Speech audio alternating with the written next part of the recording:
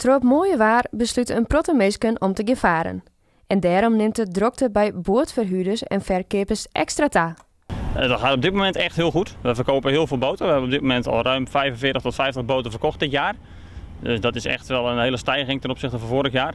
Je merkt dat er heel veel vraag is, ook naar tweedehands boten, maar misschien ook wel echt een verschuiving naar ook de nieuwe boten. We hebben een aantal nieuwe boten staan, die kunnen we gewoon voor de klant opbouwen. En met alle opties erop die de klant graag wil en de kleurstelling die de klant graag wil. En je merkt wel dat daar dus heel veel vraag naar is. Dat is wel heel leuk, want dat zijn ook boten die gewoon hier in de omgeving blijven. En op die manier zijn het ook weer klanten die bij ons terugkomen. En dat is wel heel leuk om mee te maken op die manier. Ook de verhuur, dat is enorm gestegen. We hebben zelf 2 sloepjes en 2 kleine motorbootjes in de verhuur. En je merkt gewoon dat daar zeker op zonnige dagen gewoon heel veel vraag naar is. Mensen die willen graag wat te doen hebben terwijl ze toch thuis zitten. Dus je merkt dat daar heel veel belangstelling voor is. Helaas mogen we het niet verhuren aan groepen, van groepen jongeren, zolang het niet één huishouden is. Het moet wel echt één huishouden zijn in verband met de coronamaatregelen. Wij zelf houden gewoon afstand, houden ons netjes aan de regels, ontsmetten de boten. Dus op die manier houden we er wel heel erg rekening mee. Maar je merkt wel dat echt de vraag enorm is toegenomen. We waren ook met Hemelvaartsdag helemaal uitverhuurd. We hadden gewoon niks meer. Je merkt inderdaad, zodra het mooi weer wordt of de voorspellingen goed zijn, dan bellen mensen meteen, sturen ze mailtjes, worden reserveringen gedaan. Je kunt gewoon online bij ons reserveren via de website.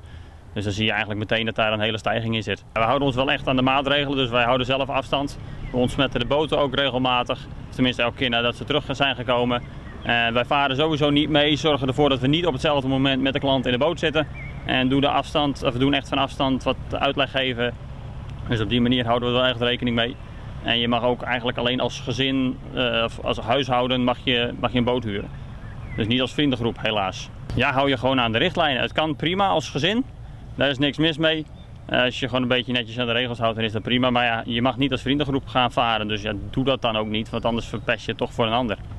De regel is nog steeds maximaal draaien, overal meter afstand. En wij hadden de boa's die daar op tasje. En daar wordt natuurlijk wat minder streng dan in het begin op tasje, jongen. Maar ze zijn er wel aanwezig. Het mij nog steeds net. Mast nog steeds die oorlogmeter afstand houden. En ja, wij hadden je net zo bord. De corona gebeuren is hier in Noordoost-Friesland net zo heel erg. Maar we willen het eigenlijk hebben. Dus blijf voorzichtig. Toch is er een protte verloren op het vaargebied. Veel veranderingen, dat is dat er jachthavens waren waar geen stroom en water waren in het begin van het seizoen. Zoals bijvoorbeeld Grauw, die had geen stroom, dat was afgesloten en ook geen water. En dat is voor watersporters eigenlijk de belangrijkste dingen.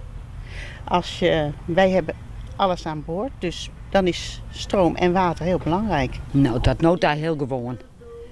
We hadden al een week voor het west, we zijn in Grauw west, nou dat was hartstikke rustig nog, maar ja, hier is het rustig, maar verder is het gewoon. Nou, we hadden de auto erbij, dus dan geven we even hoe staat te douchen en dat is wel fijn.